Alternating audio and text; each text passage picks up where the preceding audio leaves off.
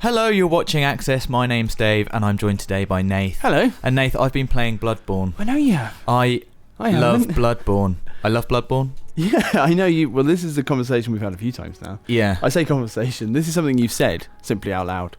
And this video is at the time of writing 15 tips. Yes. For absolute beginners to Bloodborne, Yeah. and I'm gonna. When's your expert guide, Dave? That's That'll come in about 100 hours in. I also need to say that it really is for absolute beginners. I'm an absolute beginner. I've not played Dark Souls or Demon Souls, and these are the things I've learned. So if you are a Dark Souls pro, you may hate some of the things I'm going to say. Well, do you know, you told me then. I'm an intermediate player. I've played quite a lot of Dark Souls. But the things that you were saying, I think the reason that people should hold on and listen to them, because Bloodborne is, no one's saying it's like hugely difficult, but it's different to other games, and these are some of the things that might put, you might find obstacles, might put you off a little bit if you're playing through and expecting it to be like other games. Listen to what Dave's is saying, and then I think you'll have a better time with the game. Yeah, and also from what I gather, it isn't just, exactly the same as Dark Souls. No. Which I think people do think on the surface. There's actually a lot of nuances. So let's dive right in. Let's get in there. I've titled this "Fight on Your Terms." You're going to find lots of groups of enemies. Yeah. In Yharnam, and that's not really fair. Like, you're just one guy. So one of the first items you're going to acquire is the pebble, or a little clutch of pebbles. These are good for throwing at enemies. Just lock onto an enemy in a group, throw a pebble at him, and he's going to come over and say, like, what are you throwing rocks at me for? Yeah. And then you can take him out really easily, and you can pull off numbers from the group like that, and they're much easier to deal with. Yeah, this is an old RPG tactic, isn't it? I mean, MMORPGs as well, pulling different enemies from a group and aggroing them and then beating the crap out of them around a corner from their mates. Definitely. Basically. But I mean, it's worth doing.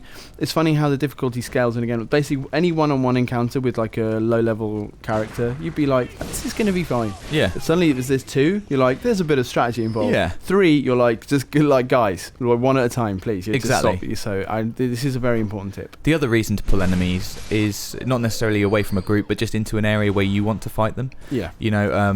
There's loads of really small, cramped alleyways in Yharnam, but there are also open areas. Yeah, so if your defensive strategy is based around strafing, then exactly. you don't want to be in a corridor. You want loads of room to roll, then take the enemy away into a place where you feel comfortable attacking them and defending from them. So definitely draw them into your zone of terror. Fight on your terms. Next up, you're going to want to learn how to counter shot. Yeah. So you've got a right and a left-handed weapon. Yes. The right weapon is sort of a melee weapon, and that has 2 positions, which usually is like a short and a long position. The longer position being double-handed. Yes. If you have it in the short position, you can equip a left-hand weapon, which is a ranged weapon or a torch. If you've got a ranged weapon, you can counter shot. Yeah. And to be honest, on this, just shooting people isn't going to do a lot of damage. But the best use of your gun is to counter shot, which is shooting an enemy just as it's about to attack. You can stagger it if you time it perfectly. You really need to learn how to do it because it's really powerful. And when an enemy is staggered, you can hit R1, which is usually just the light attack, for a visceral attack. Not only does this look amazing and brutal, but it does mega damage. It'll kill most low-level Is this a dangerous strategy, Dave, or is it because it's a ranged weapon you feel happy telling people who are beginners to do this? Because there's always a risk reward in the old Demon Souls and Dark Souls games about countering, but that was with a shield, and then you could get in for very damaging attacks. But is this easier? Well, I was practicing this with just single enemies, and with single enemies, I mean, it is dangerous because you're until you've got it down, you are going to get hit most of the time whilst you're learning the timing. Great. But also, I think it's worth it. The low-level enemies aren't probably going to kill you with one hit.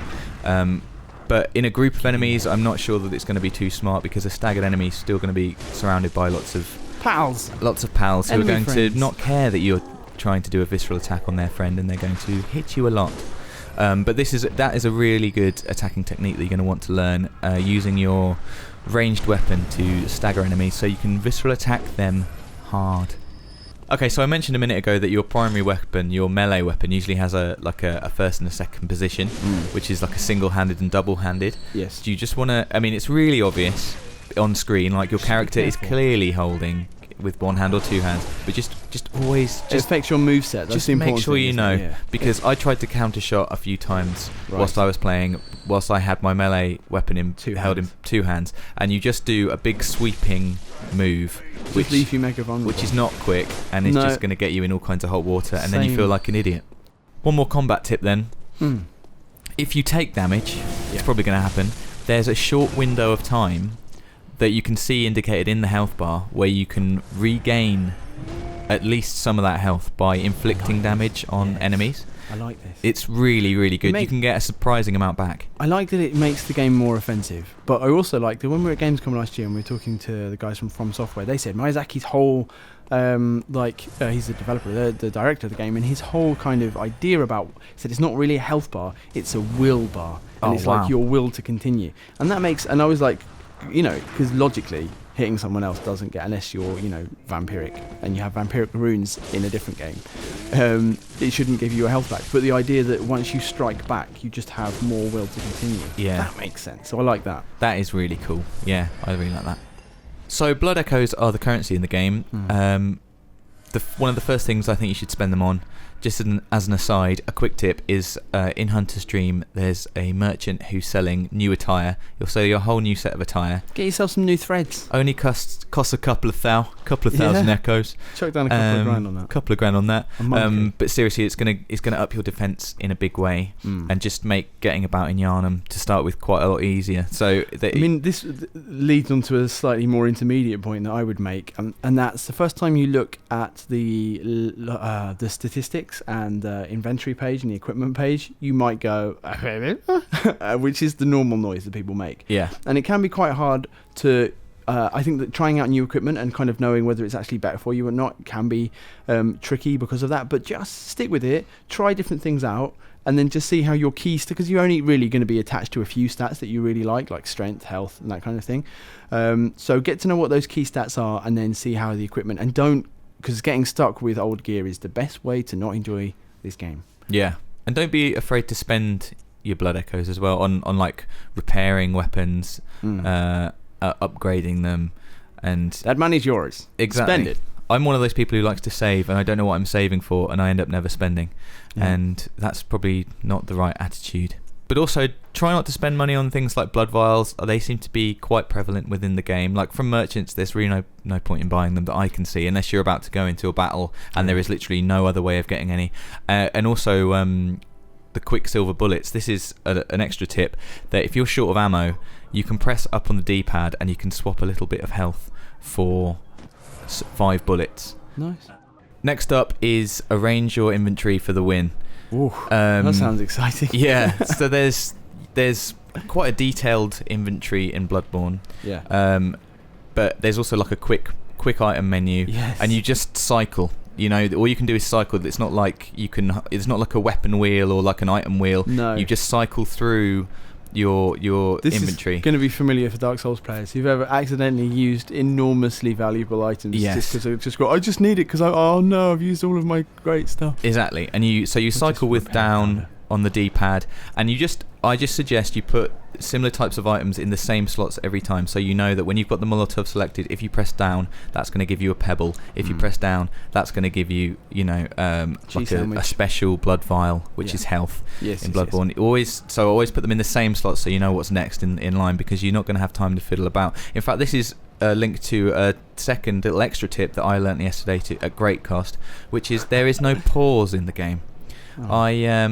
I pressed the options button yesterday, brought up the inventory, went for a quick wee, and came back, and my character and his 4,000 blood echoes were gone. That's the cost of convenience. Yeah, there's no pause, so don't think pause it. There is. No, because there isn't. Okay, next up, you're going to want to explore everywhere. There's loads and loads to find. This is like a big thing about Bloodborne. There's secrets everywhere, just items that are hidden. Yep. There's also pathways that are hidden, shortcuts, and some of it aren't just shortcuts, it's just the way to go, So this is, I think, in the Souls games, this is how a lot of the personality of the games, which is the thing which has made them so cult-like. People love these games because the personality comes through in the level design, because it's just a treacherous, sneaky old man. And it will have, like if you remember playing old school games, like a million years ago, old platformers, and you'd be like, you test every wall to see if it's a secret wall, and it's that kind of level design. It's like, wait a minute. So like you will see, you'll go into an alleyway, and there'll be like a long, obviously where you're supposed to go. If you go look the other way, there's probably something just tucked around the corner. That kind of, and it once you play these games for long enough, you do develop a sixth sense for it, for sure. Yeah. And so you're right, you just go, and what you'll find is just items which will enable you to level up quicker normally. But yeah. I also found like a couple of shortcuts, and also sort of converse to that. If something is really visible, then I just go slowly and carefully. Yeah. Because I almost got caught out by that as well, quite severely. Sort of linked to that is just to observe your surroundings and just enjoy the world, because right, Liam Neeson. But I mean, I think this was true of Souls games as well. What you can see in the world, it is generally like where you will be going later. I think that's one of the reasons that Dark Souls 2 wasn't as warmly received by some of the very the hardest core of the community, because in Dark Souls the game was laid out in a really specific way where you'd be able to and you could do this to a certain extent in Dark Souls 2, but you'd be able to look off into the distance and see a certain place and know that you were going to be there. And I think that's one of the ways, this is what I was saying at the beginning, one of the ways in which these games work that you might not you just go through a game and you kind of go, the game's going to show me where to go. But if you just pay attention in these games, you will see stuff. And it will, like everything they allow you to see, it has more meaning than you perhaps think. Yeah, Yharnam feels like a place. It doesn't feel linear at all, and it isn't linear.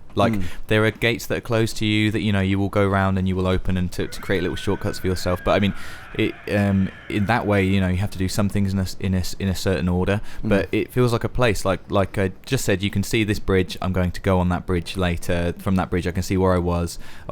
Below me, there's these little alleyways and streets that I can get to through here, and it's just like, it feels like a really real place, and it's good to just get your bearings, have a look around, and know where things are in relation to one another, and I think that's going to be really useful. So next up, lit lamps. You'll see by doorways. Right. That tends to indicate that you can knock on that door and have a little conversation with an NPC behind. A friendly doorway. Sometimes it's just a little conversation that doesn't mean a lot. It's just someone saying, please leave me alone, I'm very scared. Do you want to get into those conversations so you can learn more about the world? Absolutely. Second of all, you might get a little side quest from it. So I've had a few side quests come up from it, from conversations with NPCs behind doors, and it's kind of just fun talking to someone behind a door you can't see. I like it. It's like a new take. Oh, so they don't open the door? Oh no, they don't open the door. Okay. They are not coming out. The hunt's on. But so definitely do that.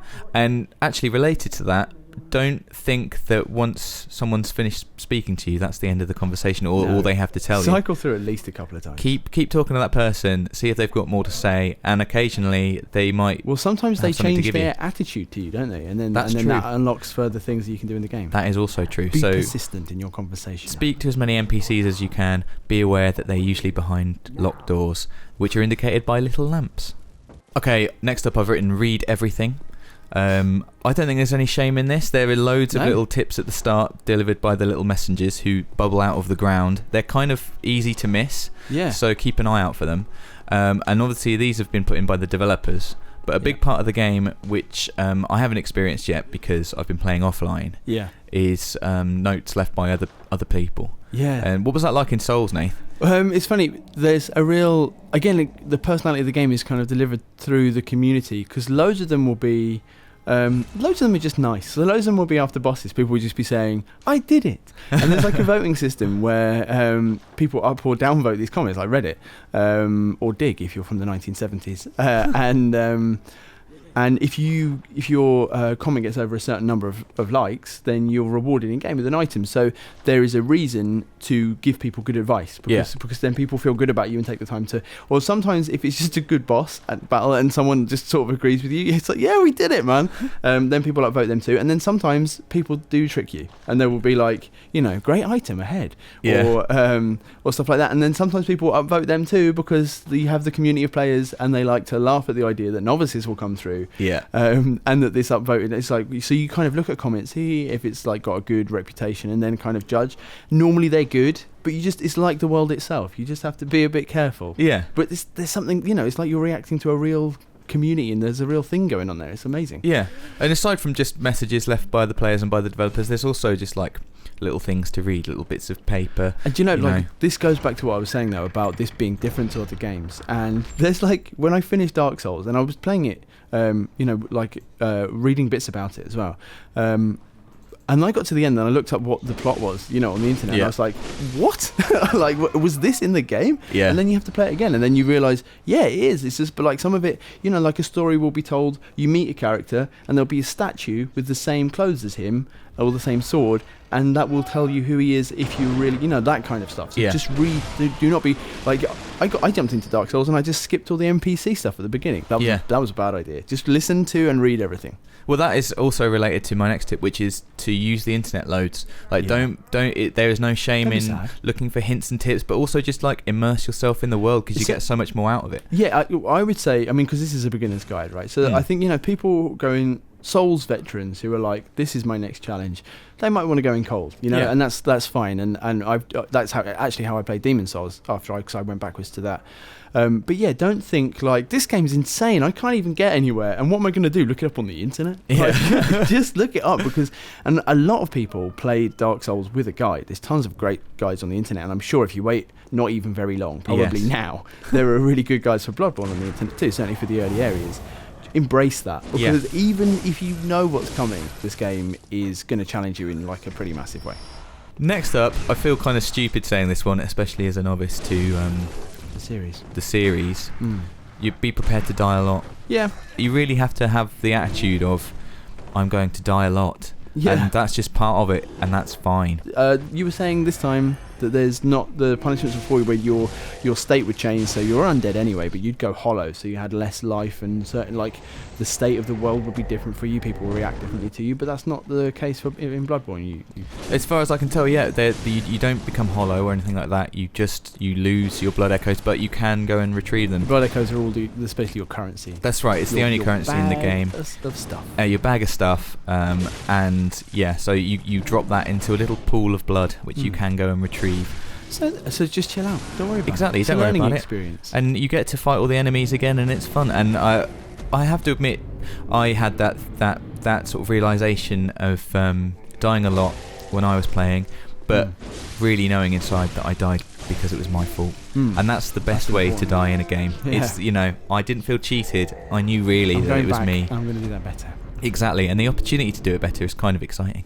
So there you go. That is 15 tips for absolute beginners. Everyone should be fine now, Dave. I think. I don't know what you're worried about. Just get out there. I think there's probably a couple of extra ones thrown in as well, just for free. Well, the game has come out on the day that we're recording this, and the internet has just exploded with the reviews are enormous. Everyone seems to be loving it. I am furious that Dave has been playing it instead of me. Yeah. There is no reason now that you can definitely survive at least 10 minutes of the game not to get involved. Yeah. I've sat back and listened to Nath bang on about Dark Souls for months and months and months. In your eyes.